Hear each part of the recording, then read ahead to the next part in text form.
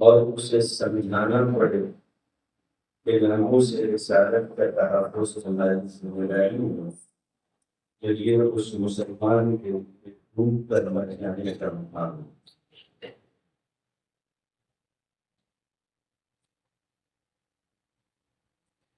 کسی مسلمان کو پوچھئے گا جس نے ایک مذہبی ماحول میں زندگی گزاری ہو کہ محمد صلی اللہ علیہ وسلم کی محبت ان سے تعلق تمہیں کب پیدا ہوا؟ آپ سے یہ سوال ہے، آپ بتا دیجیے کہ حضور صلی اللہ علیہ وسلم سے آپ کو محبت کب ہوئی؟ اس کا جواب آپ کے پاس نہیں ہے۔ اپنے ماں باپ سے، اپنے بھائیوں بہنوں سے، اپنے سماج معاشرے میں حضرت کا نام کب سنا، کب ان کی محبت دل میں بیٹھ گئی؟ اس کی نہ کوئی تعریف ہے نہ کوئی دین ہے، اور نہ ہم اس کو محدود کر پاتے ہیں کہ کب ہوا۔ یہ وہ سودا ہے غیر محسوس طور پر دل میں سما جاتا ہے اور پھر ساری زندگی اس میں ترقی ہوتی رہتی ہے۔ کسی عالم شاعر نے کہا تھا، أتاني هواها قبل أن أعرف الهوى وصرف قلبي فارغا فتمكنا۔ اس کی محبت میرے دل میں اس وقت آ گئی تھی جب میں جانتا بھی نہیں تھا کہ محبت کس کو کہتے ہیں۔ بس اس نے میرے دل کو خالی پایا تو اس کا گھر بنا دیا۔ چھوٹے چھوٹے بچے چاہے وہ کسی زبان کے بولنے والے ہوں، جب اپنی لڑکھڑاتی زبانوں میں کہتے ہیں اور ان کا تذکرہ کرتے ہیں اور ان کے لہجے سے عقیدت چھلکتی ہے، تب سمجھ میں آتا ہے کہ محمد رسول اللہ صلی اللہ علیہ وسلم کا مقام کیا ہے۔ سوچے سمجھے جذبوں سے پہلے اور نفع نقصان کے حساب و کتاب سے بہت دور، سود و زیان کی سرحدوں سے بہت پہلے،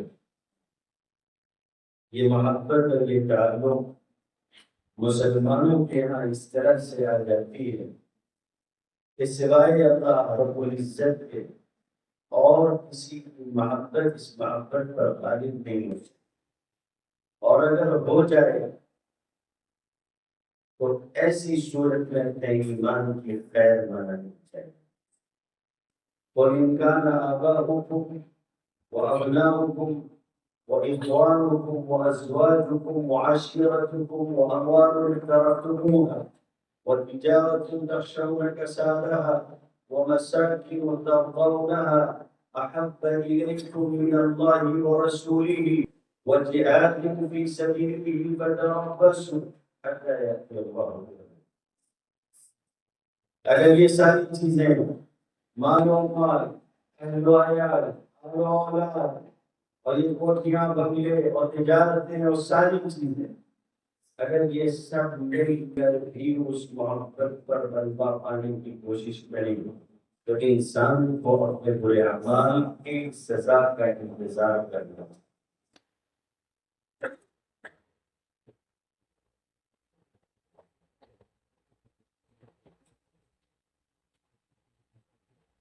یہ ایمان کے منافق، ایمانی شان کے خلاف، ان کو چھوڑ کر کسی اور کو دیکھنا، کسی اور پر بیٹھتا ہونا، کسی اور کی طرف نظر نہیں اٹھانا، شان ایمانی کے خلاف ہے۔ میں کسی مولوی کی کتاب نہیں پڑھ رہا ہوں، لا تجد قوما يؤمنون بالله واليوم الآخر يوادون من حاد الله ورسوله ولو كانوا آباءهم أو أبناءهم أو إخوانهم أو عشيرتهم، کوئی کیوں نہ ہو، تم ایمان والوں کو ایسا نہیں پاؤ گے کہ وہ اللہ اور اس کے رسول کو چھوڑ کر کسی اور سے دوستی کرتا ہے۔ یہاں سارا سودا اللہ اور اس کے رسول کے لیے، سب سے اوپر اللہ کی ذات اور اللہ کے بعد نبی کریم صلی اللہ علیہ وسلم، اس کے علاوہ کوئی تیسرا درجہ ہمارے یہاں نہیں ہے۔ نبی کریم صلی اللہ علیہ وسلم نے حضرت عمر سے فرمایا تھا کہ جو تم کہہ رہے ہو عمر کہ دنیا کی ساری چیزوں کے مقابلے میں تمہیں محبوب ہو سوائے تمہاری جان کے، ابھی بات مکمل نہیں ہوئی اور ایمان کا معاملہ بہاول پور کے مقدمے کا ہو، ختم نبوت کے لیے افریقہ جانا ہو، یا موجودہ حالات میں پڑوسی ملک میں جو عدالت میں جسٹس فائز کے مقابلے پر جنگ لڑی گئی، سارے مراحل تاریخ کے سارے مواقع، علماء دیوبند اور علماء دیوبند کے منتسبین کی گواہیاں دیں۔ اللہ کے فضل و کرم سے تحفظ ناموس رسالت کے لیے جو قربانیاں ہمارے بڑوں اور بزرگوں نے دی ہیں، وہ ہمارے لیے سربہ بصیرت ہیں، بشر راہ۔ آپ کہہ سکتے ہیں اور فخر کے ساتھ کہہ سکتے ہیں، سر اٹھا کے کہہ سکتے ہیں، میں جھکا نہیں، میں بکا نہیں، کہیں چھپ چھپا کے کھڑا نہیں۔ جو ڈٹے ہوئے ہیں محاذ پر، انہی صفوں میں مجھے انہی صفوں میں تلاش۔ ہمارے بزرگوں نے کام کیا اور پوری قوت سے، آج بات منتقل ہو کر آپ تک آئی ہے۔ مان لیجیے اگر ہماری کوئی تعریف نہ بھی ہوگی، تب بھی نبی کریم صلی اللہ علیہ وسلم سے جو تعلق ہے اس کے تقاضے نہیں بدلتے۔ صدیاں گزر جائیں، زمانے بدل جائیں گے، دنیا آگے بڑھتی رہے گی، ان کا حق جو اس امت پر ہے وہ باقی رہے گا۔ اور یاد رکھیے یہ راہ عزیمت کی راہ، یاد رکھیے یہ راہ قربانی اور جد و جہد کی راہ ہے، اور کامیابی اسی راہ سے آئے گی۔ کامیابی فلاح و بہبود اسی راہ سے ملے گی، اس کے سوا کوئی اور راہ نہیں۔ اگر آپ نبی کی مدد نہیں کریں گے، اس کی توقیر اور احترام ویسی نہیں کریں گے جیسا کرنے کا حق ہے، اور اس پر اس طرح سے ایمان نہیں لائیں گے جیسا لانے کا حق ہے، تو آپ فوز و فلاح کے متمنی تو ہو سکتے ہیں، لیکن فوز و فلاح کو کبھی پا نہیں سکتے۔ یہ حقیقت ہے میرے بھائی، اور یہ جو بات میں آپ سے کہہ رہا ہوں یہ قرآن مجید میں موجود ہے۔ موسیٰ علیہ السلام نے اللہ تعالیٰ سے اپنی قوم کے لیے کچھ چیزیں مانگی تھی، اس موقع پر جو جواب اللہ رب العزت نے دیا اس میں بات یہ بھی تھی، الذین یتبعون الرسول النبی الامی الذی یجدونه مکتوبا عنده فی التوراة والانجیل یأمرهم بالمعروف وینہاهم عن المنکر ويحل لهم الطيبات ويحرم عليهم الخبائث ويضع عنهم إصرهم والأغلال التي كانت عليهم۔ اس سے آگے جو ہے وہی بات ہے جو میں آپ سے کہہ رہا ہوں، فالذین آمنوا به، جو اس نبی پر ایمان لائیں گے، نبی امی پر، وعزروه ونصروه، جیسا اس کا احترام اور تقریم کرتی ہو کریں گے اور اس کی مدد کریں گے، واتبعوا النور الذی انزل معه، اور اس کے ساتھ جو نور اتارا گیا ہے اس کی پیروی کریں گے، اولئک هم المفلحون۔ فلاح کامیابی انہی لوگوں میں۔ اگر آپ چاہیں گے کہ گھر کے دروازے بند کر لیں اور آپ اپنی عزت اور اپنے لیے عافیت کی روٹی تلاش کریں، اور آپ یہ چاہیں گے کہ آپ کسی عزیمت کے مسافر نہ بنیں، یاد رکھیے امت اس راستے سے فلاح نہیں پا سکے، فلاح نہیں پا سکے۔ یہ جو دھیرے دھیرے آپ کو بے ہمت اور کم ہمت کیا جا رہا ہے اور بزدلی آپ کے اندر پیدا کی جاتی ہے، یہ چیز آپ کے لیے مناسب نہیں ہے۔ آنے والے دنوں میں جس طرح سے امت کے لوگ بدلا رہے ہیں، کل کو تو وہ رسول کا نام لینے سے بھی نعوذ باللہ پیچھے ہٹنے لگے۔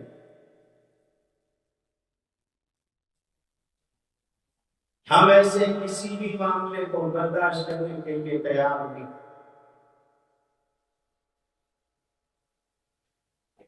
ہمارے یہاں تو فرقہ پرستی کا مسئلہ، یورپ میں تو آزادی اظہار رائے کا مسئلہ، جس کو جو کہنا ہے اسے حق ہے اور وہ کہہ سکتا ہے۔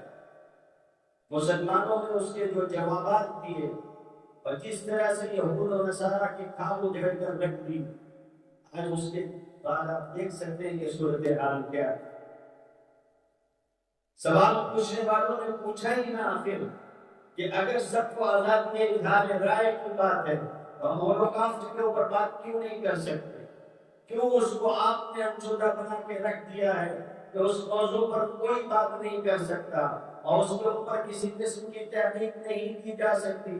یہودیوں کو گیس چیمبر میں مارا گیا تھا یا نہیں مارا گیا تھا، یہ موضوع کیوں تحقیق سے علیحدہ کر دیا گیا؟ اگر آپ کے پاس وہ چیزیں ایسی ہیں کہ جو آپ کے عقیدے کی ہیں، وہ چیزیں ایسی ہیں جس کے اوپر بات نہیں کی جا سکتی، تو سن لو، محمد رسول اللہ صلی اللہ علیہ وسلم کی ہمارے لیے ریڈ لائن ہے، الخط الاحمر ہے، جس کے آگے ہم کوئی بات سننے کے لیے تیار نہیں ہیں۔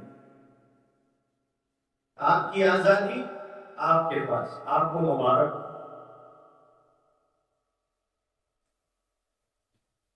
ہم صفائی سے یہ بات کہنا چاہتے ہیں کہ جس طرح آپ کے پاس بہت ساری چیزوں میں جان چھوڑانے کا ایک بہانہ ہوتا ہے کہ یہ آستھا کا مسئلہ، یہ ہماری آستھا کا مسئلہ ہے، اس سے ہماری آستھا کو چوٹ پہنچتی ہے، تم اپنی جھوٹی آستھا کی دہائی دیتے ہو، ہمارا پورا دین اور ایمان سب کچھ محمد رسول اللہ صلی اللہ علیہ وسلم، ہم کیسے سنیں؟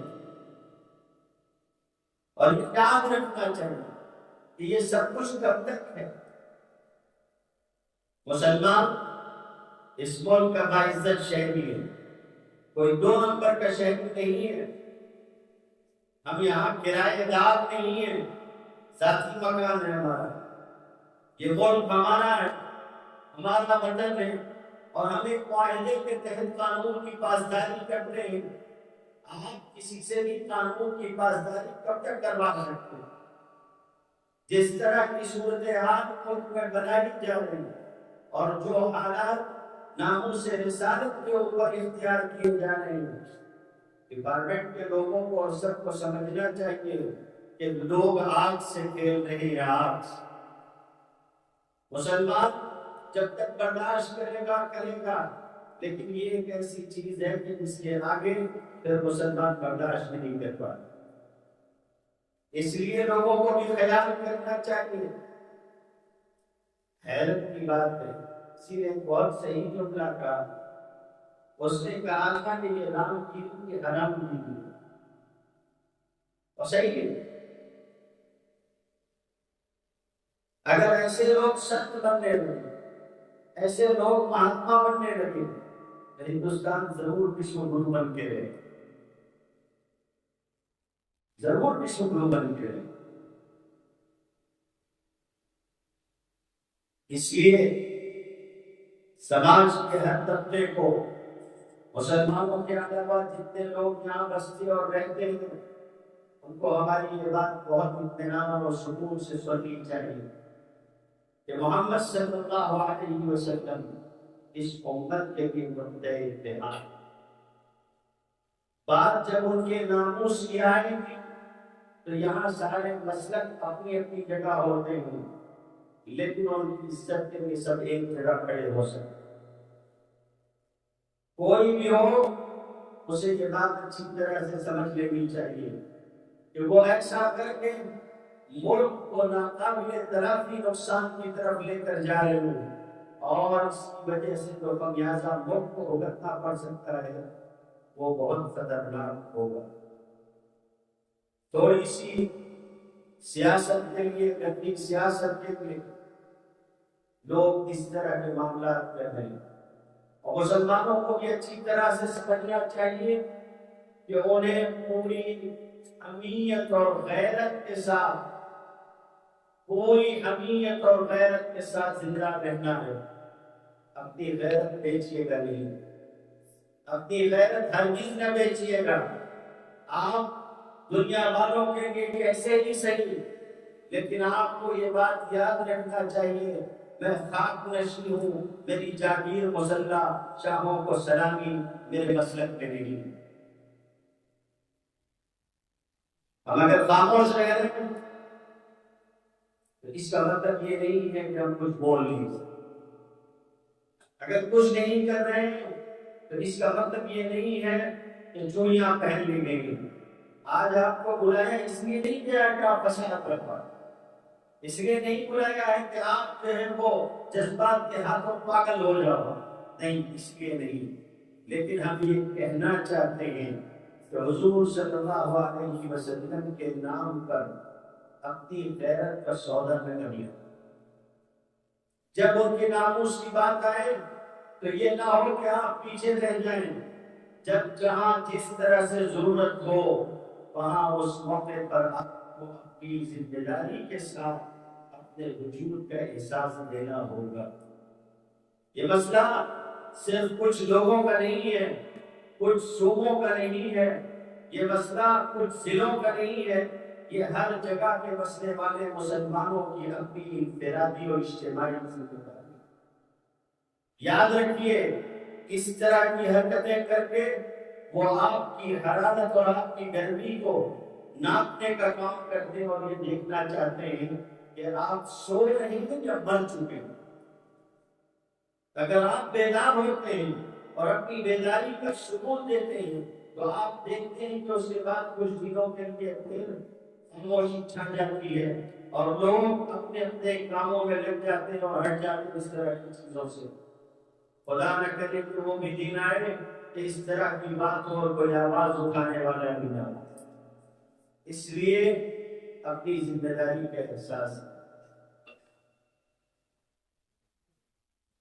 جو بات آپ سے کہی جا رہی ہے وہ نبی کریم صلی اللہ علیہ وسلم کے تحفظ، ناموس کے تحفظ کے لیے کہی جا رہی ہے۔ اس میں مجھے آپ سے کچھ لینا دینا ہے، اس میں مجلس کو آپ سے کچھ لینا دینا ہے۔ تحفظ ختم نبوت والوں کو آپ سے کسی مال اور دولت کی کوئی امید اور آس نہیں ہے، اور ہم امید کرتے ہیں کہ انشاءاللہ کبھی ہم آپ کے سامنے اس طرح سے ذاتی معاملے کے لیے کوئی ہاتھ بھی نہیں پھیلائیں گے، لیکن ہم کو آپ سے جو کہنا ہے وہ اسی تعلق کی وجہ سے کہنا ہے جو تعلق مجھے اور آپ کو رسول اللہ صلی اللہ علیہ وسلم کی وجہ سے۔ حالات کب نہیں آئے تھے اور کب نہیں آئیں گے، آتے رہیں گے میرے بھائی، حالات آتے رہیں گے۔ حالات میں یہ بات یاد رکھیے گا، کبھی پست ہمت مت ہوئیے گا، کبھی اپنا حوصلہ مت چھوڑیے گا۔ ہو سکتا ہے نقصان، ہو سکتا ہے نقصان، لیکن اگر مجھ کو اپنی جان اپنے مال کے تحفظ کی قیمت یہ دینی پڑے کہ کوئی نعوذ باللہ نبی کریم صلی اللہ علیہ وسلم کو گالی دی اور میں خاموش رہوں، تو میں اپنا مال بچا کے اپنا ایمان ضائع کروں اور مت کروں، خاموش رہ جاؤں؟ اور مجھے حیرت ہے کہ یہ آوازیں قائدوں کے طبقے سے ہو، مسلمین کے طبقے سے ہو، رہنماؤں کے طبقے سے ہو، جو شہید کے بچوں کو قوا بننے کا سبب۔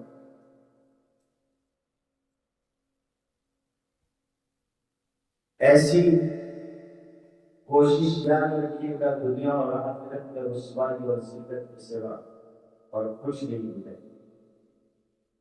حالات آتے رہیں. حضرت حذیفہ رضی اللہ تعالیٰ عنہ اور دیگر بعض صحابہ کرام تشریف فرماتے اور امیر المومنین حضرت عمر بن خطاب رضی اللہ تعالیٰ عنہ نے سوال کیا ایکم یحفظ قول النبی صلی اللہ علیہ وسلم کلیتنا، فتنے والی حدیث تم میں سے کس کو یاد؟ نبی کریم صلی اللہ علیہ وسلم نے فتنے کے بارے میں جو بیان کیا تھا تم میں سے کسے یاد؟ حضرت حذیفہ رضی اللہ تعالیٰ عنہ نے آگے آ کر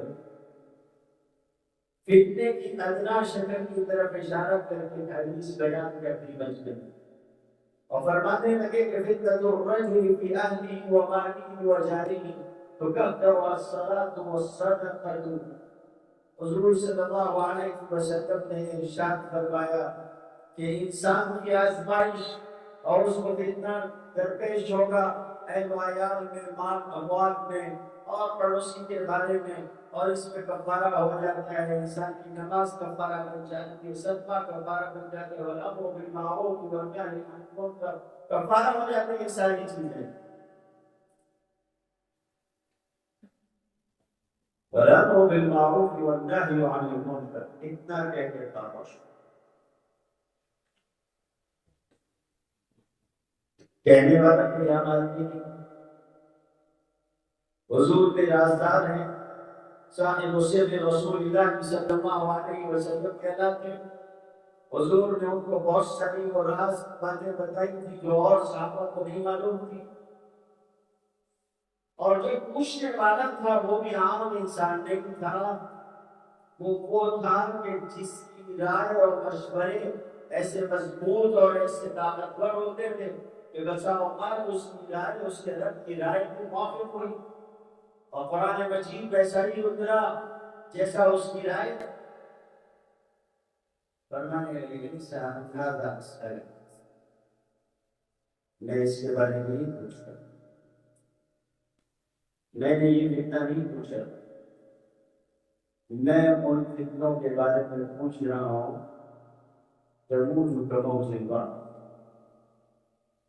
جو اس طرح سے اٹھیں گے جیسے سمندر کی موج ہوتی ہے، 20 فٹ اونچی اونچی لہریں ہوتی ہیں، جہاز تنکوں کی طرح اس کے دوش میں ڈول رہے ہوتے ہیں، بڑے بڑے بڑے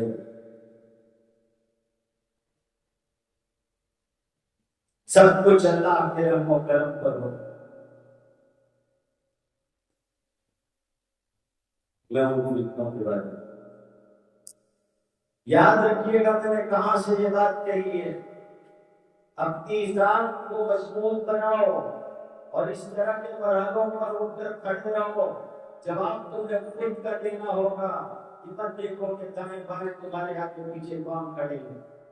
عبد الرحمن بن عوف رضی اللہ تعالیٰ عنہ نے کہا تھا بدر کی جنگ میں جب میں نے اپنے دائیں بائیں دیکھا تو میں نے دیکھا کہ 2 قدموں پر بیٹھ کے میرے دائیں بائیں کھڑے ہیں.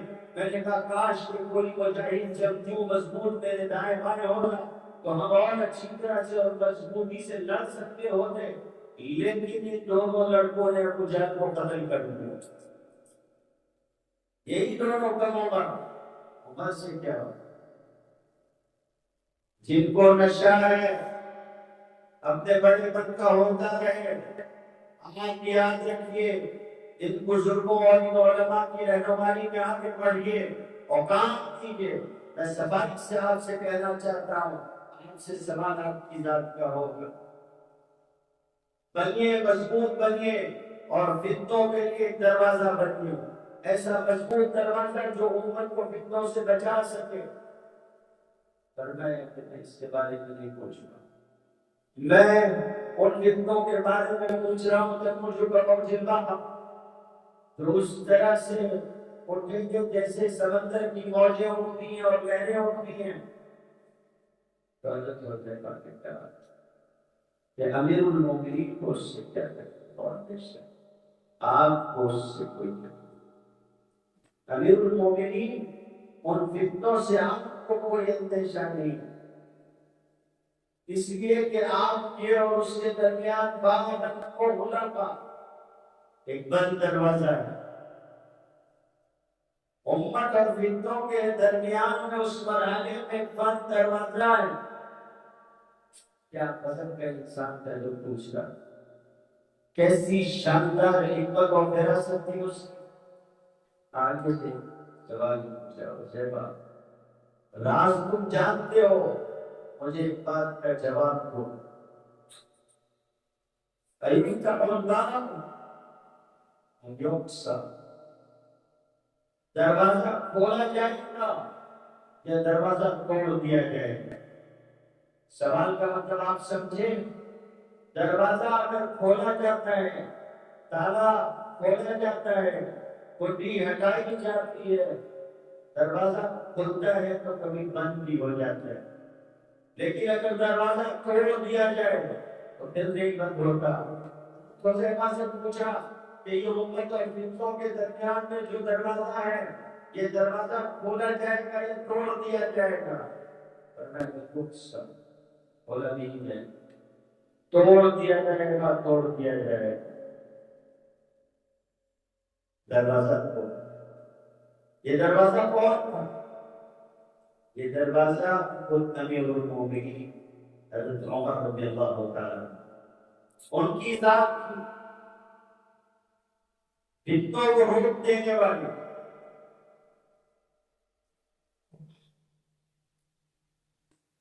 پوچھنے والوں نے پوچھا کیا حضرت عمر کو یہ پتا تھا کہ یہ دروازہ وہ خود ہے؟ حضرت حذیفہ نے کہا جیسے مجھے اس بات کا یقین ہے کہ آج دن کے بعد کل رات آئے گی، شام ہوگی اور رات آئے گی، اسی طریقے سے حضرت عمر کو معلوم تھا کہ وہ دروازہ وہی ہے، یعنی وہ شہید کر دیے جائیں گے اور فتنے آئیں گے جو ان کو پتہ ہے۔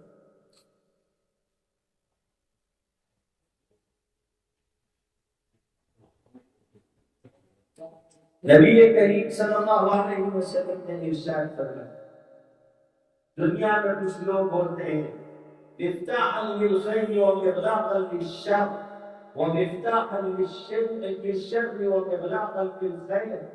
کچھ لوگ ہوتے ہیں جو خیر کے دروازے کھولنے والے ہوتے ہیں، شر کے دروازے بند کرنے والے ہوتے ہیں۔ کچھ وہ ہوتے ہیں جو شر کے دروازے کھولنے والے ہوتے ہیں، خیر کے دروازے بند کرنے والے ہوتے ہیں۔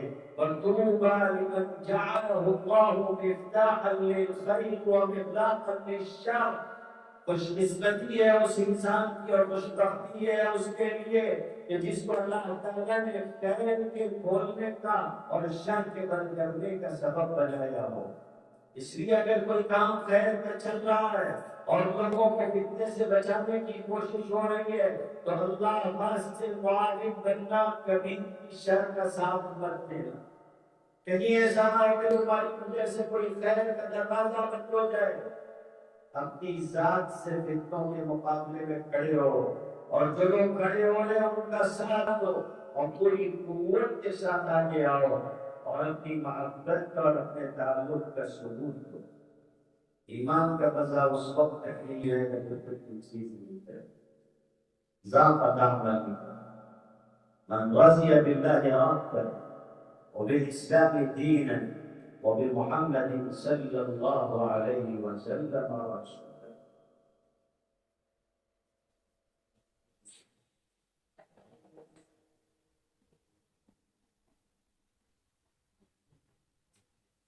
یہاں پر کی جان پیاری ہو، حشر میں کیا جواب؟ حشر میں کیا جواب؟ نبی وہ ہے اس کا عالم یہ ہے، آپ صلی اللہ علیہ وسلم ارشاد فرماتے ہیں لِكُلِّ نَبِيٍّ دَعْوَةٌ مُسْتَجَابَةٌ، ہر نبی کے لیے، نبی ویسے بھی مستجاب دعوت، لیکن خصوصاً اس کے لیے ایک مانگی دعا ہوتی ہے۔ ہر نبی نے اپنی دعا مانگ لی، میں نے اپنی دعا چھپا لی، کل قیامت کے دن میں اپنی وہ مستجاب دعا نکالوں گا اور اپنے رب سے اپنی امت کے بارے میں معلوم کرو۔ کہیے کیا ہم میں سے ہر ایک کو اس شفاعت کا اور اس سفارش کا اور آپ کی طرف سے ملنے والی اس نعمت کا احساس اور خیال نہیں؟ ہمیں تو یہی احساس ہوتا ہے کہ کل قیامت کا دن ہوگا اور ان کی سفارش اور شفاعت ملے گی، لیکن سوال یہ ہے کہ کیا ہم نے اس طرح سے کیا ہے کہ ان کی سفارش اور شفاعت ہمیں ملے؟ منظر کبھی سنیے گا اور پڑھیے گا، کیسا منظر ہے کسی شفاعت کا۔ نبی کریم صلی اللہ علیہ وسلم نے کس طرح پورا منظر کھینچ کے رکھ دیا۔ لوگ جائیں گے اور جا کے آدم علیہ السلام سے کہیں گے، اور جا کے ان سے کہیں گے کہ آپ ہماری سفارش کے لیے وہ انکار کر دیں گے، کہیں گے تو نوح کے پاس چلے جاؤ علیہ السلام، وہ کہیں گے ابراہیم کے پاس چلے جاؤ علیہ السلام، فلاں کے پاس چلے جاؤ اور جواب یہ جو چیز تم لے کر آئے ہو یہ ہمارے بس کی نہیں ہے، یہ جو تم ہم سے طلب کر رہے ہو کہ ہم چلے جاؤ اللہ سے کہیں، یہ ہم نہیں کر سکتے۔ نبی کریم صلی اللہ علیہ وسلم فرماتے ہیں کہ میرے پاس آئیں گے اور کہیں گے اور میں ان سے کہوں گا انا لہا، ہاں میں یہ کروں، میں اس کا اہل ہوں، میں یہ کام کروں گا۔ اور آپ صلی اللہ علیہ وسلم فرماتے ہیں میں اپنے رب کی تعریف ان کلمات کے ذریعے کروں گا، جو ابھی مجھے نہیں یاد ہے، مجھے نہیں بتائے گئے، میرا رب اسی دن مجھ کو وہ خاص کلمات سکھائے گا اور میں ان کلمات کے ساتھ یقین کلمات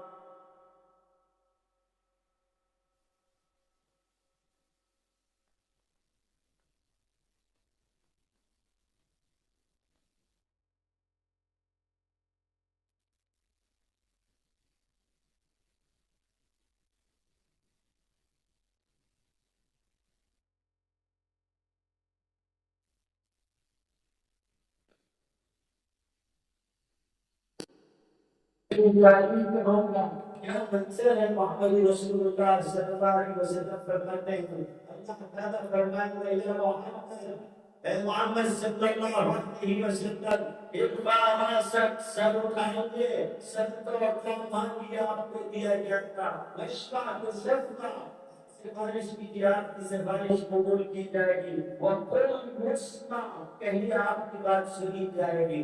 محمد صلی اللہ علیہ وسلم سب اٹھائیں گے اور فرمائیں گے کہ میرے رب میری امت، کون سی امت جو وقت پڑنے پر پیٹ دکھا کے بھاگ گئی، جس نے مذہب کا سبق سکھایا، جس نے اپنے عیش و آرام کو ان کے ناموس کے اوپر ترجیح دی، یہ طریقہ ہونا چاہیے۔ محبت کا جواب محبت سے، احسان کا جواب احسان سے ہوتا ہے۔ نبی صلی اللہ علیہ وسلم نے کیا کہا؟ حدیث پڑھیے بخاری شریف، نبی کریم صلی اللہ علیہ وسلم کے صحابی آپ کے ساتھ سواری پر آپ کے ساتھ سوار ہیں، آپ ان کو پکارتے ہیں، آواز دیتے ہیں یا معاذ، کہتے ہیں لبیک و سعدیک، اللہ کے رسول حاضر ہوں۔ 3 مرتبہ پوچھنے کے بعد پوچھتے ہیں ما حق اللہ علی العباد، اللہ کا کیا حق بندوں کے اوپر ہے؟ کہتے ہیں اللہ و رسول اللہ اور اس کا رسول زیادہ جانتا ہے۔ نبی کریم صلی اللہ علیہ وسلم نے بتایا اللہ کا حق بندوں کے اوپر یہ ہے ان یعبدوہ ولا یشرکوا بہ شیئا، کہ وہ اللہ کی عبادت کریں اور اللہ کے ساتھ کسی کو شریک نہ کریں، یہ اللہ کا حق بندوں کے اوپر۔ پھر آپ خاموش ہو گئے، پھر کچھ دیر کے بعد مخاطب کیا، 3 مرتبہ مخاطب کرنے کے بعد کہا کہ اگر بندے ایسا کرے تو اللہ کا بندوں کا کیا حق؟ اللہ کا کسی کا کوئی حق نہیں ہوتا، کوئی چیز واجب اور نازل نہیں کر سکتا الا یہ کہ وہ رب العزت، وہ عزت متعالی، وہ کبریا خود یہ کہے کہ مجھ پر یہ لازم ہے، جب وہ خود پر کچھ لازم کر لے تو لازم ہے، ورنہ کوئی اس پر کچھ لازم نہیں کر سکتا۔ نبی کریم صلی اللہ علیہ وسلم نے فرمایا اللہ کے اوپر بندوں کا حق یہ ہے اگر وہ شرک نہیں کریں گے تو پھر حق یہ ہے کہ وہ ان کو جنت میں ڈالیں۔ یہ معاملہ اسی طرح چلتا ہے میرے بھائی، محمد صلی اللہ علیہ وسلم پر بھی امت کا حق تھا، اللہ نے امت کا حق رسول پر رکھا تھا اور حکم دیا تھا کہ امت کو ادا کر دیجیے۔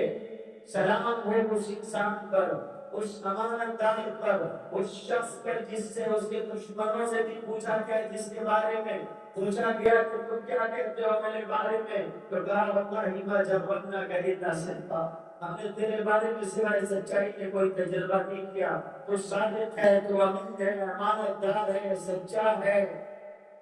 وہ اپنی زندگی کے آخری دنوں میں کھڑا ہوا ہے اور اس کے سامنے اتنا بڑا مجمع اس کے صحابہ کا ہے، جیسا مجمع اس سے کوئی کبھی اس کے سامنے نہیں ہوا، اس کے بعد کبھی نہیں ہوا۔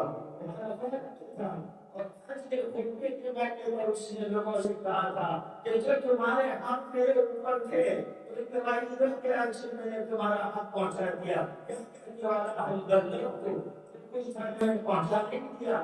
لوگوں نے گواہی دی اور صفائی کے ساتھ کہا بلغت الرسالہ وأديت الأمانة ونصحت الأمة، اللہ کے نبی آپ نے رسالت پہنچا دی، امانت ادا کر دی، اور جو امت کے ساتھ خیر خواہی کا حق آپ کے اوپر تھا آپ نے سب ادا کر دیا۔ سوال یہ ہے کہ امت پر جو حق تھا امت نے ادا کیا، رسول کو ادا کر چکا۔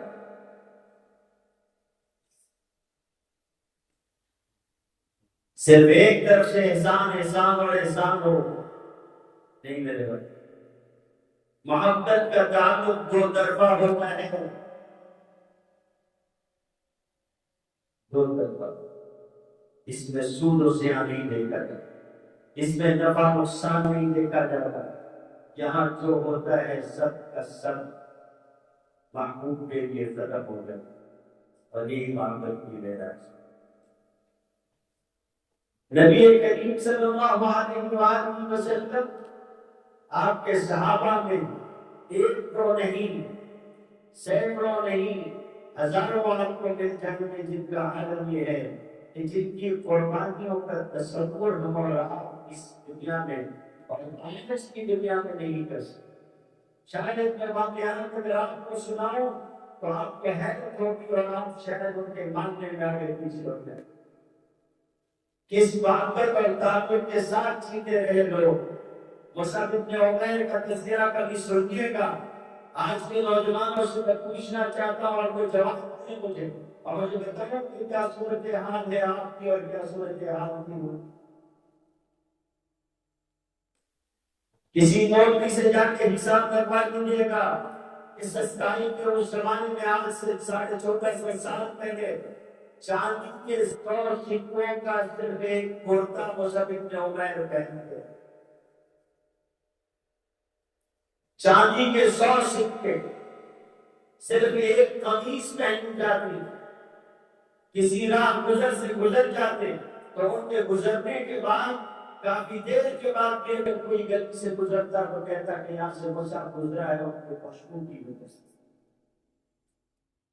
کیا کمال کی زندگی ہے بظاہر آپ کی نظر میں، ایش و آرام میں جی رہے ہیں، عمر بہت کا عمر بہت میں ہے، بالکل نوجوان ہے، اور اسی کیفیت میں رسول اللہ صلی اللہ علیہ وسلم کا کلمہ پڑھا اور اپنے ذاتی نعمتوں سے اور سارے مال اسباب اور اشیاء سے محروم کر دیا اور چھین لیا سب کچھ۔ عام انسان بھی تر محنت مشقت جھیلنے والا، عام انسان نہیں تھا کہ دھول مٹی کے ساتھ زندگی گزاری ہو اس نے، وہ تو ناز نعمت میں پلا ہوا انسان تھا۔ لکھنے والوں میں لکھا ہے سیرت نگاروں میں کہ کچھ ہی دن گزرے تھے اور مصعب بن عمیر کی جلد پھٹنے لگی، موسم کی سختی اور حالات جھیل جھیل کر، لیکن اللہ کے رسول کا ساتھ نہیں چھوڑا، آپ سے جو محبت کا رشتہ اس کو ہوا تھا باقی رکھا، لوگوں نے کہا کہ ہمیں مدینہ طیبہ میں ایک رہبر کی ضرورت ہے، ہمیں مدینہ طیبہ میں ایک دین کے داعی کی ضرورت ہے۔ آپ نے مصعب بن عمیر کا انتخاب کروایا۔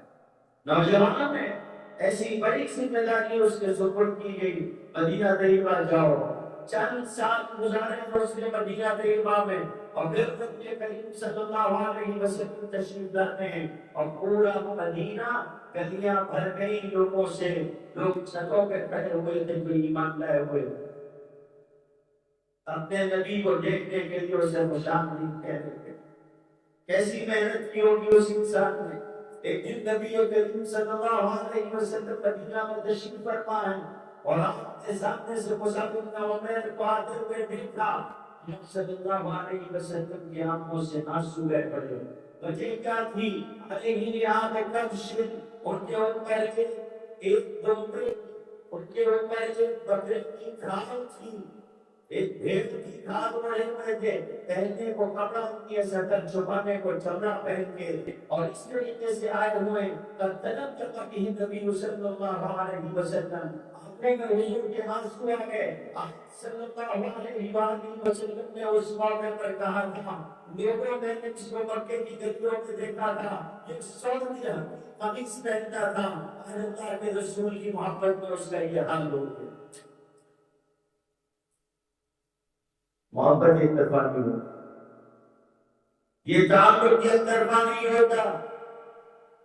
نبی کریم صلی اللہ علیہ وسلم کے احسانات کو یاد کرو لوگوں، اور قربانیاں دینے والوں کی قربانیاں بھی دیکھو۔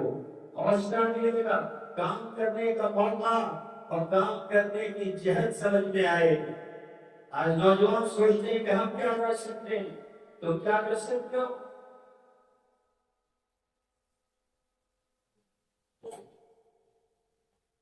سعد بن معاذ نے اسلام قبول کیا، ان کی اسلام کی عمر خالی ڈھونڈ کے لے کے آگے تھا۔ کتنے سال وہ اسلام میں رہے؟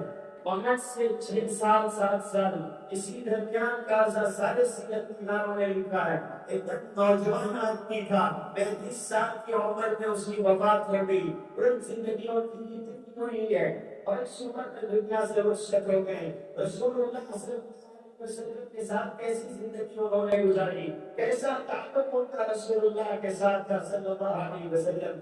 جب زخمی ہوئے تیر لگا، آپ نے ان کا خیمہ اپنی مسجد میں لگوایا تھا، تاکہ آپ سمجھ کی جا کے عیادت کر سکے اور آپ کے پاس حاضر ہو سکے۔ اپنی مسجد میں اپنے سے قریب رکھوایا، اور سامنے معاذ جب اس دنیا سے رخصت ہوئے، نبی کریم صلی اللہ علیہ وسلم ان کے جنازے میں پتھروں کے بل چل رہے تھے۔ کسی نے پوچھا کیوں پر چلتے ہیں؟ فرمایا میں فرشتوں کی اتنی کثرت دیکھتا ہوں کہ پیر رکھنے کی زمین میں جگہ نہیں ہے، اور احدث عرش الرحمن لموت سعد، اللہ موت کی وجہ سے ناز گئے۔ آپ سوچیں نوجوان نے کیا کیا ہوگا، کیسی زندگی گزار کے 5 سال میں وہ دکھا سے گیا کہ اللہ کے نبی اس کے ساتھ اس طرح سے، اور اللہ کا عرش اس کے ساتھ اس طرح سے۔ ہم نے آپ کے ساتھ یہ نہیں بلایا، اسٹیج لگانے کی عادت نہیں ہے، مجمع جمع کرنے کا ہمارا معاملہ نہیں ہے۔ ہم نے آپ کو بلایا، اپنی ذمہ داری سمجھ کے بلایا، ہم چاہتے ہیں کہ آپ اس محنت میں آگے آئیں۔ میرے بھائی کب کون سی چیز کہاں کیسے قبول ہو جائے اس کو کیا معلوم، اس کو کیا معلوم۔ مولانا غلام غوث حضرت رحمۃ اللہ علیہ تحفظ ختم نبوت کا ایک انتہائی روشنام، اور علماء دیوبند کے تاج کے لگے ہوئے ہیروں نے کیا شخصیت میں بیٹا بستر مرگ پر تھا، موت کے بستر پہ لیٹا ہوا تھا، جان جا رہی تھی، ایسے عالم میں کسی نے آنے کا بلائے اپنے میں مادیانوں نے ختم نبوت پہ ڈاکہ ڈالا ہے۔ باپ نے بستر اٹھایا، نکل کے جانے لگا، بیٹے نے پیر پکڑ لیا اور کہتا ہے کہ باپ میری جان چلا رہی ہے، تھوڑی دیر رک جائیے، میری روح نکلنے والی میں مرنے والا ہوں، ایسا لگ رہا ہے کہ اب میں باقی نہیں بچوں گا۔ اور نبی کریم صلی اللہ علیہ وسلم کی بات میں لوگوں بڑھتی ہے، آنسو پہ چھڑ کے کھڑے ہو گئے اور نکل کے چلے گئے۔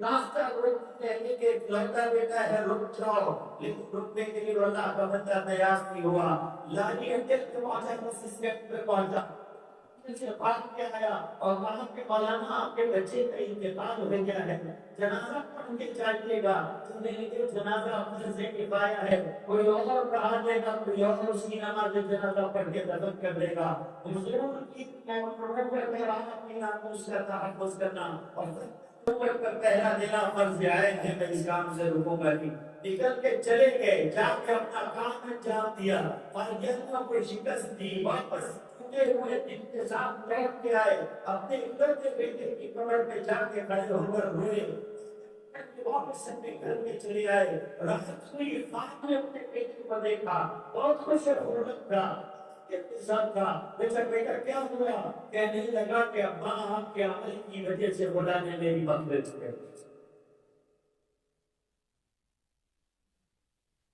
کہاں زندگی بدلے گی، کیسے حالات بدل جائیں گے کس کو کیا معلوم ہے، اور محمد صلی اللہ علیہ وسلم جیسا بدلام اور دوسرا انسان کیا ہو، اور لوگ کے لیے کیا کیا جو کام اس سے اپنے سے اللہ کو محروم کرتے ہیں۔ مولانا امین صفدر کو قائدوں کو بلارے کو واقعہ پاس سے لوگوں نے بیان کیا ہے، انہوں نے بیان کے علاقے سے لڑتا ہے اور آنے کے بعد انہوں نے کہا کہ مال جنگی کو مسئلہ کھڑا ہوا ہے، ہم سے چل کے بیان کر دی مولانا کہتے ہیں کہ تیار کی ان کے ساتھ ان کے علاقے میں وقت جو دیا تھا اس میں پہنچا، جب میں ان کے یہاں پہنچا 5 روپے موجود تھے، انہوں نے کہا کہ جلسہ نہیں ہو سکتا ہے، ہم یہاں کمزور رہے ہیں، ہمارے پاس کچھ نہیں ہے، قادیانی بہت مضبوط ہے، وہ زمیندار ہے، پاس اسلام ہے، انہوں نے کہا اللہ ہے کہ اگر دل نے ہمارے خدا میں کے خلاف ہم کچھ سب کو مارنے کی اوقات دیں گے، اس لیے آج اچھا کرنا لوگوں کا نہیں ہو سکتا، آپ کرایہ لے لو، گھر واپس چلے جاؤ، ہمیں کے اوپر نہیں کرو، اور ہم نے کہا تو کوئی روکے تو بڑوں کے کہا وہ نہیں کرنا ہے وہ کہتے کے لو، انہیں انکار کر دیا، میں اچھا اپنی ذات کی کروں گا، میں لوگوں کو سمجھانے کی کوشش کروں گا اور کھڑا ہوں گا، ان کو جو کرتا ہے وہ کرو، ہر چیز کا انتظار میرا مروں گا تو میں مروں گا، اس کے بعد پوچھا تمہارے یہاں کوئی دینے والا ہوتا ہے، کوئی ہے وہ اس کو وقت کرتے تھے، یہ کو دیکھا کہ ہاں نور ہم کہے دام کو ہمارے یہاں ہوتا ہے، تو آپ اس کو اس کے پاس لے کے چلو، اب تک اس نے دروازے پہنچے تو اس کا چوکیدار اندر گیا اور اس نے جا کے آواز میں بیٹھ کر کہا کہ کچھ مولوی آئے ہوئے تو اندر سے زور سے اس نے آواز لگا کے کہا مولوی آئے آپ کو کہ دروازے مولویوں نے کیا دینے آنا ہے، نکل کے باہر آیا، مولانا نے اپنی ٹوپی اس کے قدموں میں رکھ دی، اس علاقے کا عرف ہے ہمارے ہم کی جب اپنی پگڑی لوگوں کے قدم پہ رکھ دیتے بعد منوانے کے لیے بھی میں بہت دور کے پھر بھی آ کر مجھ سے یہ کہتا ہوں میری بات مان لو، مولانا نے ٹوپی پر کی نور آدھر کا پیچھے ہٹ گیا ڈاکٹر تھا، کہنے لگے مسلمان کہنے لگے کتنا عمل کر دیو کہا نور بات آئی ہے حضور کی نبوت پہ، اور اسی طرح کی دھمکی لوگوں نے دی ہے، لوگوں نے کہا ایسی بات ہے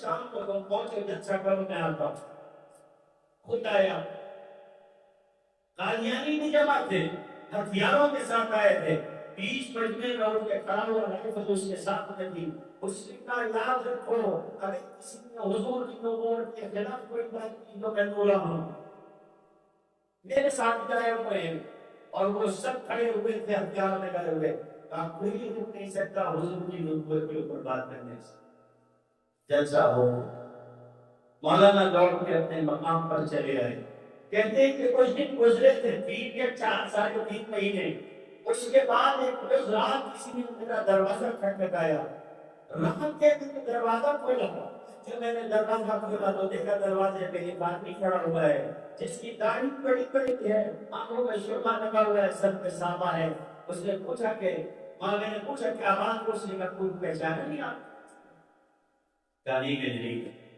سورج تو تمہاری دیکھی ہوئی لگتی ہے، کچھ کچھ سمجھ میں آتا ہے لیکن تم کون ہو میں پہچان نہیں پایا، اس نے کہا کہ مولانا میں نورا ہوں نورا،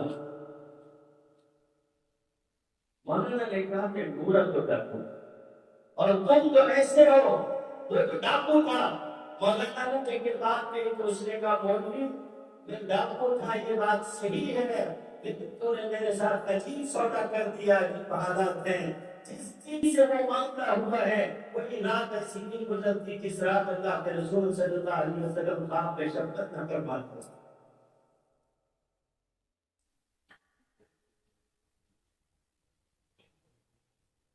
کب کون سی چیز قبول کر لی جائے. اس لیے میرے بھائیوں یہ سودا عام سودا نہیں ہے. یہاں سب کچھ دیکھ کر بھی اگر ان کی ایک نظر میں سب ہو تو اس سے بڑا سودا کوئی اور. بہت محبت کے ساتھ آپ سے یہ بات آج کہنا چاہتا ہوں کہ کل کو اگر اس صورتحال ہمارے اور آپ کے سامنے آئے تو اللہ بہنتے کبھی پیچھے نہ کر. اپنے علماء کے ساتھ کھڑے رہنا وعدہ کرنا کہ تم اپنے علماء کے ساتھ کھڑے رہو. اللہ تعالیٰ آپ سب کی زندگی میں برکت عطا فرمائے. آنے والے دنوں کو آسان فرمائے. اللہ تعالیٰ ہم سب کو اپنے نبی صلی اللہ علیہ وسلم کی ناموس کا تحفظ کرنے کی توفیق عطا فرمائے. وآخر دعوانا الحمدللہ رب العالمین.